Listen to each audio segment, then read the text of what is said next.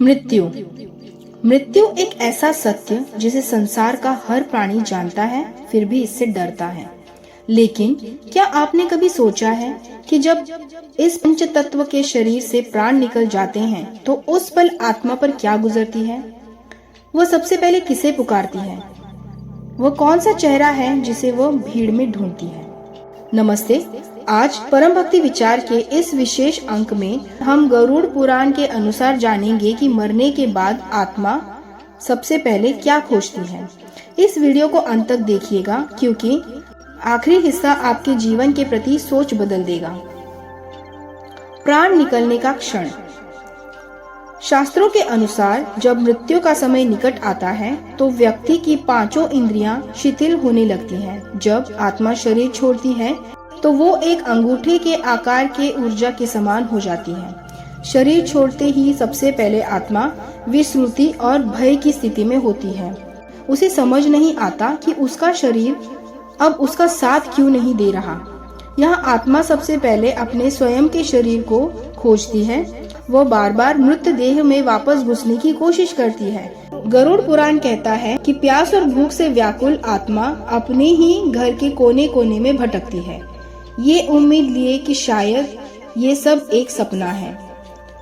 भाग 3, अपनों के बीच की तड़प। शरीर के बाद आत्मा की दूसरी खोज होती है उसके प्रियजन। वह अपने पुत्र, पत्नी या माता पिता को पुकारती है। वो उन्हें चुप कराना चाहती है। वो चिल्लाती है, मैं यहाँ हूँ, मैं मरा नहीं हूँ। लेकिन भौतिक कान उसकी सूक्ष्म आवाज नहीं सुन पाते। जब वो देखती है कि उसके सबसे प्यारे लोग उसके शरीर को जलाने की तैयारी कर रहे हैं, तब उससे पहली बार वैराग्य का अनुभव होता है। यमदूतों का आगमन। जैसे ही शरीर अग्नि को समर्पित कर दिया जाता है, आत्मा के सामने 2 मार्ग होते हैं। यदि व्यक्ति ने जीवन भर पाप किए हैं तो उसे लेने भयानक यमदूत आते हैं। उस समय आत्मा शरण खोजती है। वो इधर उधर भागती है, छिपने की जगह ढूंढती है, लेकिन यमदूतों की पाश से कोई नहीं बच सकता। वहीं एक पुण्य आत्मा को लेने स्वयं देवदूत आते हैं। ऐसी आत्मा शांति खोजती है और उसे अपने इष्ट देव जैसे भगवान विष्णु या शिव की छवि दिखाई देने लगती है। 13 दिनों का पड़ाव। गरुड़ पुराण के अनुसार मृत्यु के बाद 13 दिनों तक आत्मा अपने घर के आसपास ही रहती है। इन 13 दिनों में वो भोजन और शक्ति खोजती है। जो पिंडदान परिवार के लोग करते हैं, उसी से आत्मा को यमलोक की लंबी यात्रा के लिए ऊर्जा मिलती है।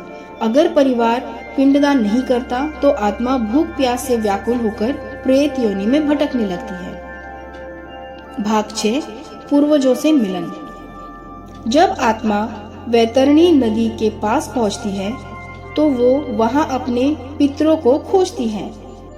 ये एक अत्यंत भावुक क्षण होता है। जो पूर्वज पहले ही शरीर त्याग चुके हैं, वे उस आत्मा का मार्गदर्शन करने आते हैं। वे उसे बताते हैं कि आगे का मार्ग कैसा होगा और उसे किस प्रकार के न्याय का सामना करना होगा। कर्मों का दर्पण और चित्रगुप्त। अंत में आत्मा न्याय खोजती है। यमराज की सभा में चित्रगुप्त के सामने जब कर्मों का लेखा जोखा खुलता है, तब आत्मा अपने जीवन की छोटी से छोटी गलती का कारण खोजती है। वहाँ कोई वकील नहीं होता, कोई झूठ नहीं चलता। आत्मा वहाँ केवल क्षमा खोजती है, लेकिन तब तक बहुत देर हो चुकी होती है। निष्कर्ष और सीख। मृत्यु के बाद आत्मा वही खोजती है जो उसने जीवन भर कमाया है। यदि आपने केवल पैसा कमाया है तो आत्मा धन के पास भटकेगी। यदि आपने केवल मोह कमाया है तो वो परिवार के पास भटकेगी। लेकिन यदि आपने पुण्य और भक्ति कमाई है तो आपकी आत्मा सीधे परमात्मा को खोजेगी और उन्हें पालेगी। इसीलिए आज ही तय करें कि आप अपनी आत्मा को क्या देना चाहते हैं, भटकाव या मोक्ष। आशा है कि परम भक्ति विचार की यह प्रस्तुति आपको पसंद आई हो।